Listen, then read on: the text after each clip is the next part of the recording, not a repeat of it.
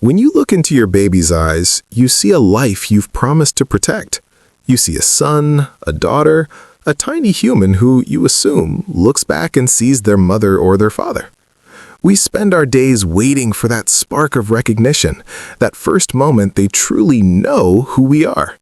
But the biological reality hidden inside a newborn's developing brain is much more mysterious than we've been told. The truth is, your baby has never once looked at you and seen a parent. In their world, that title doesn't exist. What they see instead is something most people can't even imagine. And because we don't understand this hidden perception, we often miss the most important signals they are desperately trying to send us every single day. Today, we are going to peel back the layers of the newborn mind to decode what is actually happening when they gaze at you. Because once you discover what you really are to them, every cry, every look, and every silent moment will finally start to make sense. To understand how your baby perceives you, we first have to understand the chaotic world they just entered. To a newborn, life is a seamless, unmapped stream of sensations. Light, sound, and touch all blend into one.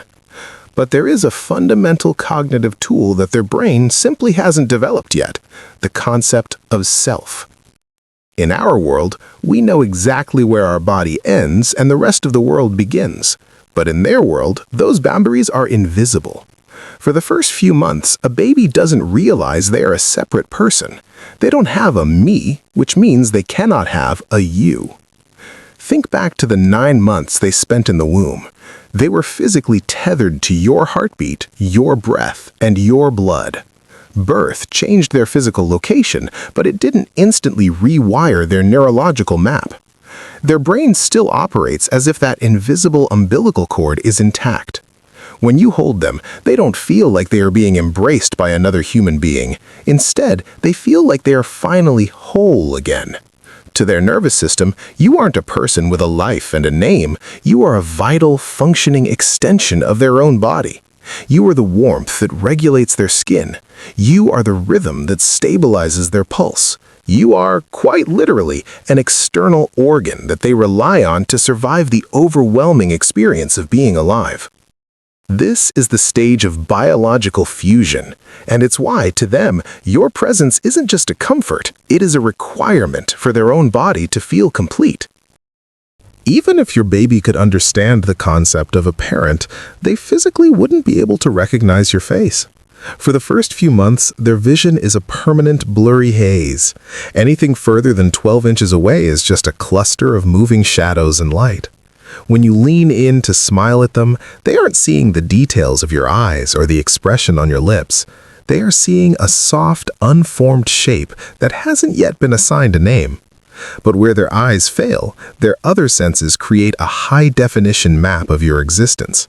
Long before they saw your face, they spent 9 months memorizing the chemical signature of your scent and the specific rhythmic vibration of your heartbeat from the inside. To a newborn, you aren't a person they recognize by sight. You are a feeling they recognize by instinct. You are the atmospheric pressure that tells their nervous system it is safe to settle.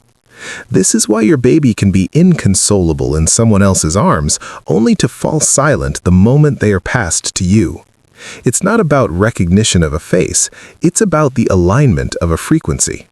Their brain isn't looking for a mother or a father, it is looking for the only environment it has ever known to be safe. You are the sensory blueprint of their entire world. This sensory connection isn't just a way for them to know you are there, it is the bridge that allows their body to function. Because a newborn lacks the internal hardware to manage their own world, they use those sensory anchors, your scent and your heartbeat, to plug into your nervous system.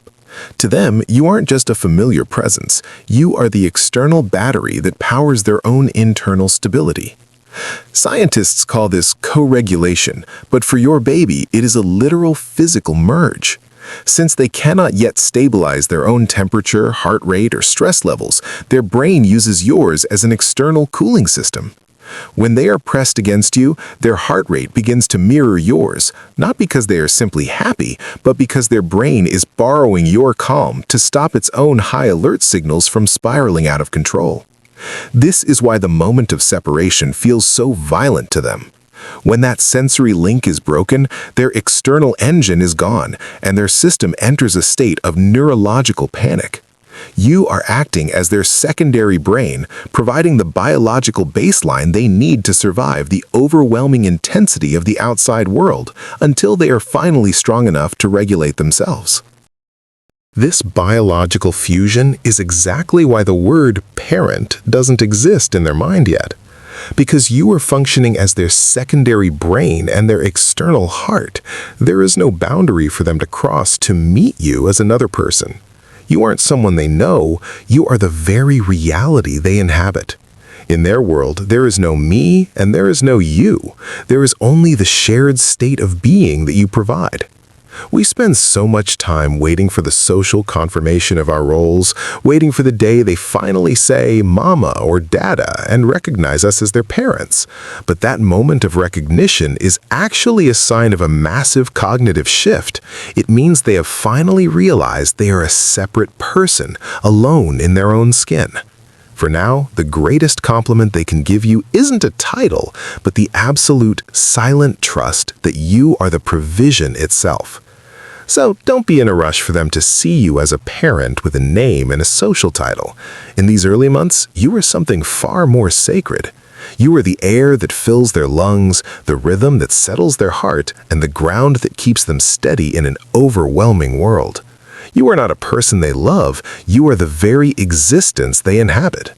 To your baby, you are not a human being standing beside them. You are not a source of comfort or a provider of warmth. You are not just their mother or their father. To your baby, you are simply home. And once you understand this, every sleepless night and every desperate cry becomes a silent invitation to be exactly what you already are, their entire world.